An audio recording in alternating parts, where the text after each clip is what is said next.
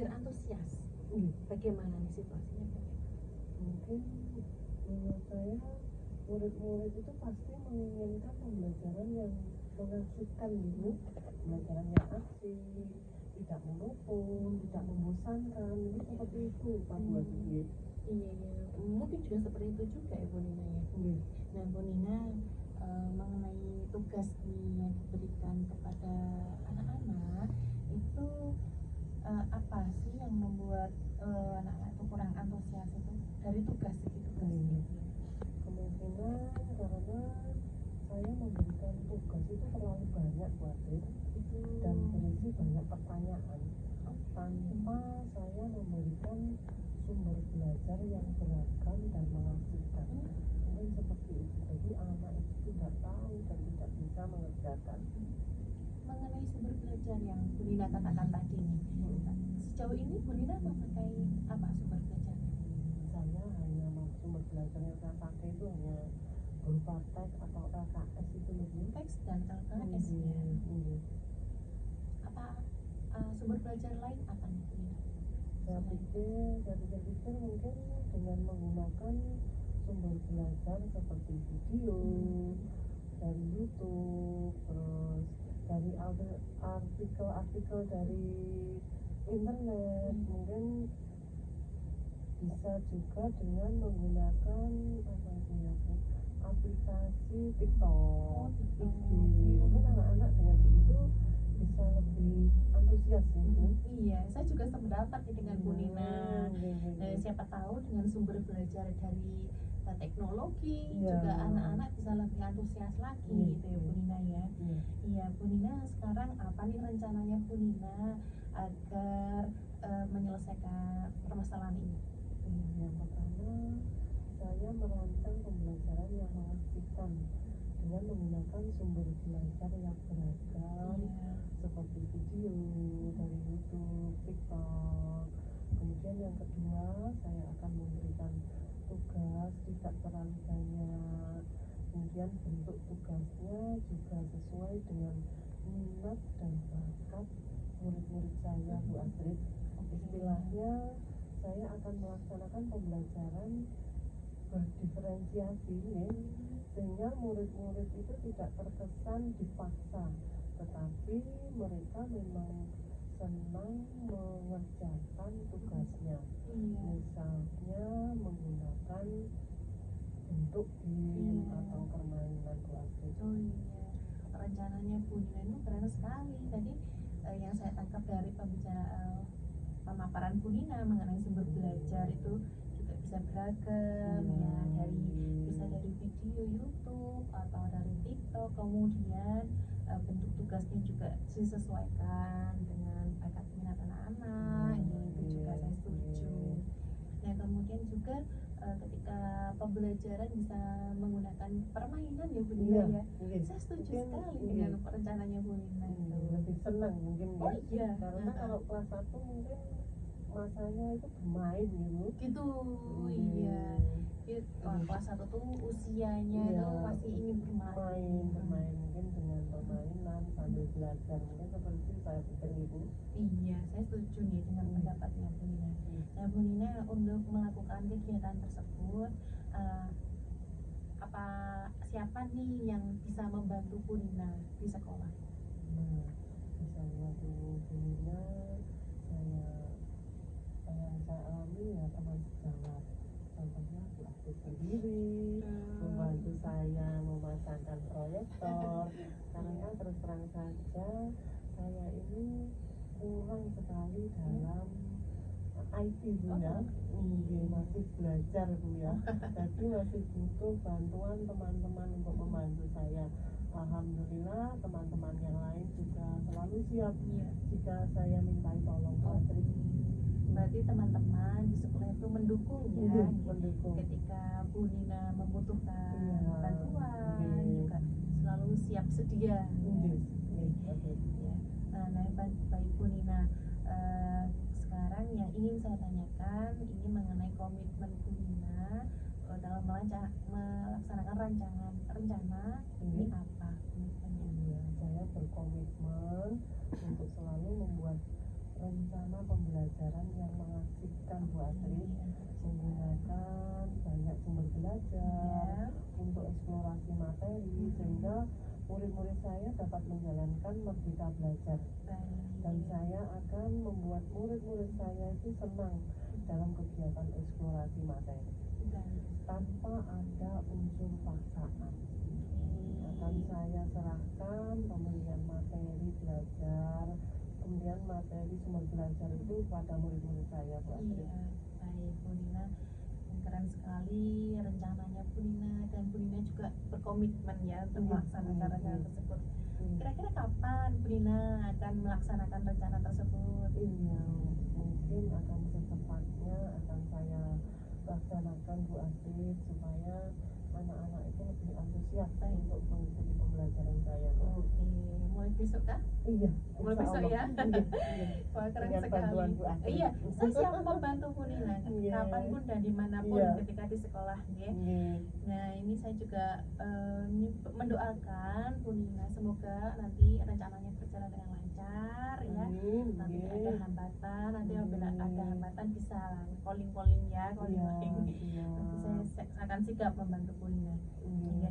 Baik Bu Nina, dari obrolan kita ini apa kesimpulan yang Bu Nina ambil? Iya.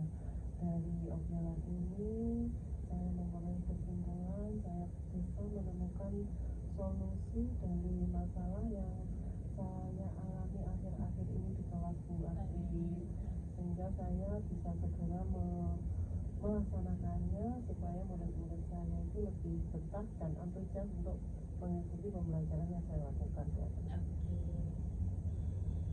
Terakhir Bu Nina, bagaimana perasaannya Bu Nina setelah kita obrol-obrol hari ini? Alhamdulillah, saya merasa lega dapat menemukan solusi ini Bu Astrid, sehingga saya tidak kepikiran lagi. Saya akan segera menerapkannya. Baik, Bu Nina, saya tunggu ya nanti tindak lanjutnya dari Bu Nina. Mungkin besok sudah melaksanakan rencana, dan kemudian nanti Bu Nina bisa kabari saya lagi berhasil atau tidak. Gitu. Terima kasih Bu Astrid Sama-sama Bu atas Nina. waktunya. Saya bisa menemukan solusi seperti ini.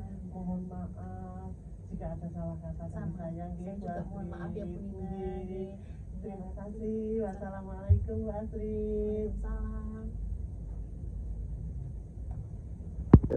Assalamualaikum Bu Astrid. Waalaikumsalam Bu Ani. Tadi saya mengamati proses coachingnya Bu Astrid dengan Bu Nina itu sangat seru sekali Iya. ya Bu Astrid ya. Seru sekali Bu Ani. Iya, kalau boleh tahu tadi kasusnya diangkat Bu Nina tadi apa Bu? Tadi itu Bu Nina menceritakan bahwa di kelasnya itu ada beberapa siswa yang kurang antusias dalam pembelajaran, sehingga Bu Nina membutuhkan sebuah solusi agar murid-muridnya di kelas itu semakin antusias lagi Bu Ani. Seperti itu ya Bu Astrid. Iya. Nah, jadi dari proses coaching yang dilakukan Bu Astrid tadi, Iya. bolehkah saya mengajukan beberapa pertanyaan Bu? Iya. Baik.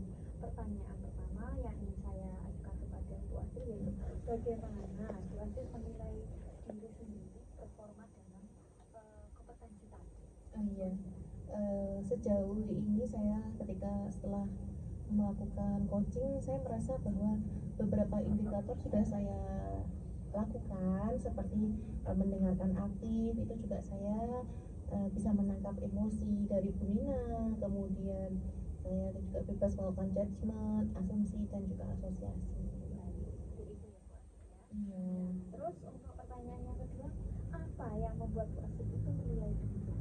Iya, saya merasa bahwa ketika saya menjadi coach, pada percakapan tadi itu saya selalu mendengarkan Bu Nina. Jadi ketika Bu Nina merasa gelisah, saya juga bertanya mengenai perasaan, kemudian juga saya mengikuti alur ceritanya Bu Nina, sehingga saya bisa merasa bahwa Bu Nina ini benar-benar membutuhkan solusi.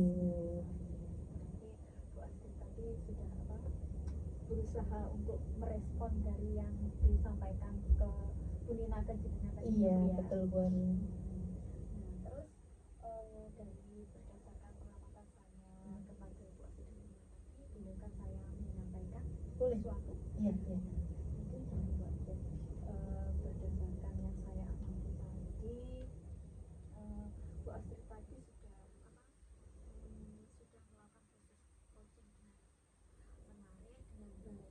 dan Bu Astrid tadi juga sudah berusaha menggali informasi dari Bu Nina, sehingga Bu Astrid tadi juga sudah memberikan pertanyaan yang berbobot kepada Nina.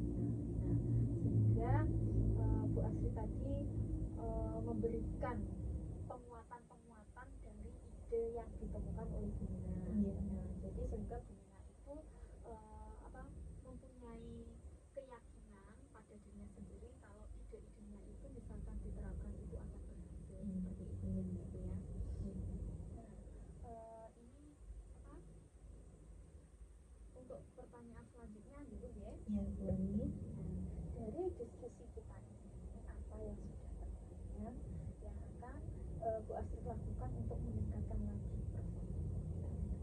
Mungkin apabila saya meningkatkan performa, melakukan percakapan coaching lagi Bu Ani, mungkin dengan rekan lain yang membutuhkan solusi gitu. Mungkin dengan Bu Astrid melakukan konsultasi lebih meningkat lagi. Iya, Seperti itu iya ya, Bu ya. betul Bu Ani. Terus kira-kira kapan Ibu akan merencanakan? Saya akan melakukan percakapan coaching lagi mungkin besok Bu Ani. Wah, cepat sekali ya. Iya, iya sepertinya rekan saya ada yang kemarin bercerita seperti itu, membutuhkan rekan untuk ngobrol ringan. Jadi mungkin besok. Saya dukung rencananya Bu Astrid itu karena semakin cepat semakin lebih baik gitu ya Bu ya. Iya Bu Ani. Nah, terus kira-kira kalau Bu Astrid itu besok melakukannya tempatnya itu di mana Bu? Saya ingin ngobrol itu senyamannya rekan saya. Kalau beliau menginginkan di ruang sini ya nggak apa-apa, atau mungkin secara face to face di ruang guru juga bisa. Berarti Bu Astrid intinya itu melakukan proses coaching sesuai dengan permintaan temennya, nyamannya di mana Iya. gitu ya. Karena kalau tempatnya sudah nyaman itu mungkin temannya Bu Astrid itu akan mudah dalam menyampaikan Betul, unek-uneknya. iya Bu Ani. Terus mungkin dari yang direncanakan Bu Astrid itu siapa yang bisa bantu Ibu? Ketika saya melakukan coaching mungkin hanya face to face saja Bu Ani. Jadi saya sebagai coach dan rekan saya sebagai coaching yang membutuhkan pemecahan solusi. Ya, Bu. Nah, ini pertanyaan yang terakhir ya Bu ya. Iya. Nah, mungkin apa yang didapat dari proses ini? Iya. Supervisi akademik ini dapat membantu saya dalam menemukan apa kompetensi yang sudah baik dalam diri saya dan juga apa kompetensi yang belum baik dan yang harus dikembangkan lagi Bu Ani. Nah, terus mungkin dari proses coaching ini Bu Astrid bisa menentukan sedikit saja. Ya. Nah, dari proses supervisi ini Bu Wijan yang menjadi supervisor, ya saya juga tadi percakapan coaching dengan Bu Nina. Saya melakukan percakapan dengan lancar, dengan alur tinta rasa, dan juga Bu Ani juga memberikan kompetensi mana yang sudah baik dan mana yang belum baik dari diri saya. Jadi manfaatnya supervisi benar-benar saya rasakan. Baik, terima kasih Bu Astrid atas waktunya. Semoga kedepannya Bu Astrid semakin membaik. Iya, terima kasih ya Bu Ani. Nanti apabila tadi saya mau ada supervisi, mau ada coaching lagi bersama rekan, mungkin Bu Ani bisa membantu saya menyupervisi saya lagi ya. Nah, dengan senang hati saya akan membantu Bu Astrid. Iya. Terima kasih ya Bu Astrid. Sama-sama, saya juga berterima kasih